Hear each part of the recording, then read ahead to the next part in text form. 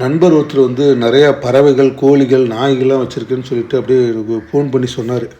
சரி காலையிலே வந்து கோபிச்செட்டிப்பாளையத்துலேருந்து ஒரு கள்ளிப்பட்டி அப்படிங்கிற ஒரு கிராமத்தை நோக்கி தான் அப்படியே வண்டியில் கிளம்புனேன். உள்ளே நுழையிறப்போ வந்து வெளிநாட்டு நாயோட சத்தம்லாம் கேட்டுச்சு.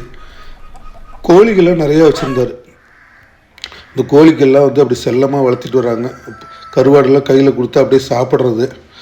அப்படி தான் கோழிக்கெலாம் தீவனம் கொடுத்துட்ருக்கிறப்ப தான் வந்து அந்த வெளிநாட்டு பிராண்டு வந்து நாயெல்லாம் அப்படியே அன்பாக சத்தம் போடுறது, அவங்கள பார்த்தோன்னே துள்ளி குதித்து ஓடி ஆடி விளையாடுறது.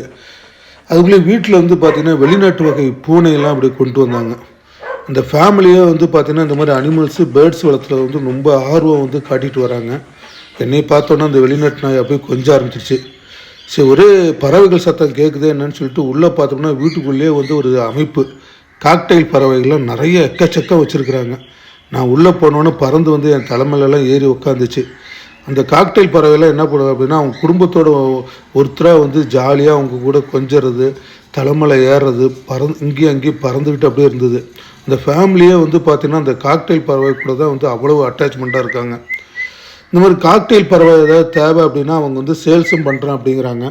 இந்த தேவைங்கிறவங்க இந்த வீடியோவில் வந்து நேமும் வந்து கான்டாக்ட் நம்பரும் கொடுத்துருக்குறேன். அவங்கள கான்டாக்ட் பண்ணி இந்த காக்டெயில் பறவை வேணுங்கிறவங்க வாங்கிக்கோங்க. பரவாயில்ல, அந்த வீடு முழுவதும் பார்த்திங்கன்னா வெளிநாட்டு பறவைகள், வெளிநாட்டு நாய்கள், கோழிகள் நிறையா அப்படி வளர்த்திட்டு வராங்க. சரி இந்த மாதிரி ஏதாவது பறவைகள் தேவைப்படுறவங்க வந்து இவங்களை கான்டாக்ட் பண்ணி நீங்கள் வாங்கிக்கோங்க.